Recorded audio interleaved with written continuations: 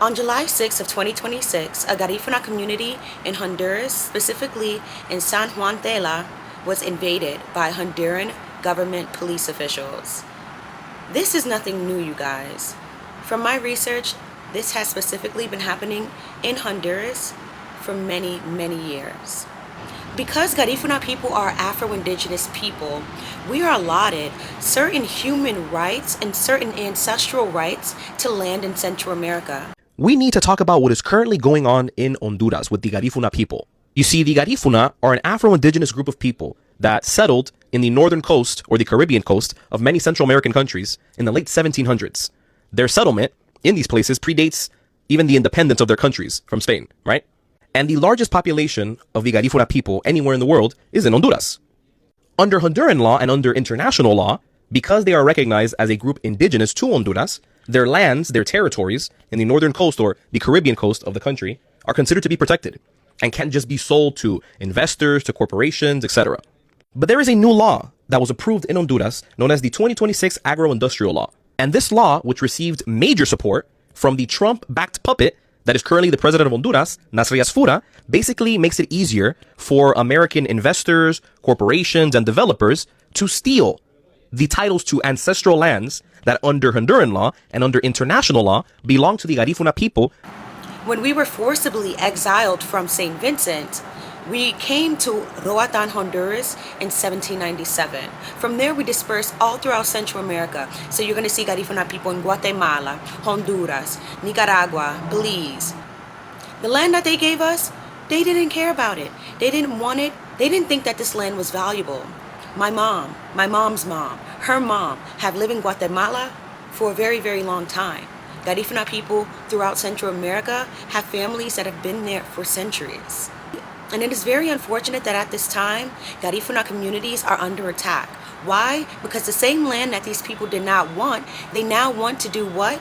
Build hotels and allow foreigners and foreign investors to invest in ancestral land. On May 21st, 2026, 20 campesinos were massacred in Rigores amid an ongoing land dispossession by the Honduran government in the Bajo Aguan region. Then on July 6th, the police violently evicted the Garifuna community of San Juan from their ancestral territory. And on July 12th, heavily armed mercenaries entered into the Garifuna community of Tornabé during a community land recovery effort. They came in with guns, multiple guns, to this community meeting. The violence unfolding today is part of a much longer struggle over Garifuna ancestral lands. I have personally visited various Garifuna communities in Honduras and Nicaragua and have seen the ongoing organization they do in addition to being stewards of these coastal lands. Hace cuántos años estamos en esas playas y las hemos cuidado, compañeros, y ahora quieren mediante esta ley despojarnos, legitimar el despojo, el desalojo y la desaparición. Eso no lo vamos a permitir. ¿Saben qué?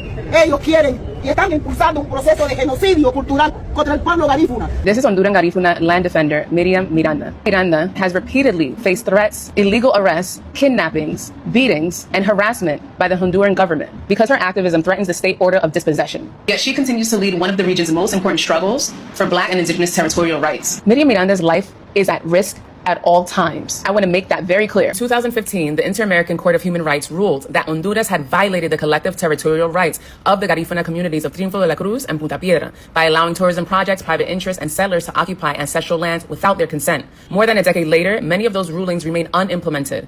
And for decades, Garifuna leader Miriam Miranda and OFRANEH, the fraternal organization of the Black Honduran, have documented and challenged these patterns of dispossession through legal advocacy, community organizing, land recovery, youth leadership programs, and community radio. But they need more support and solidarity so that people know what the Honduran government is doing. There are laws and there are certain agreements that have been put in place so that this does not happen. But unfortunately, when you're dealing with corrupt government officials and your leaders are corrupt in a country, a lot of illegal shit goes down. This place is called the Endura Beach and Golf Resort, a high-end tourist destination on Honduras' northern coast near Tela. But few know the land it sits on belonged to the Garifuna peoples. Their ancestors have lived here for centuries, fishing these waters, farming these lands, hunting, and holding it under ancestral communal titles, not necessarily commercial deeds. They took it by force and by violence. Over the past decade, members of the Garifuna community have been threatened, pushed out, and even murdered in major land grabs like that of this particular resort. There have been many call to actions. My call to action and my way of wanting to help is, one, to ask the Garifuna community, the Central American community, I ask that you are also going to stand up and fight with Garifuna people as well.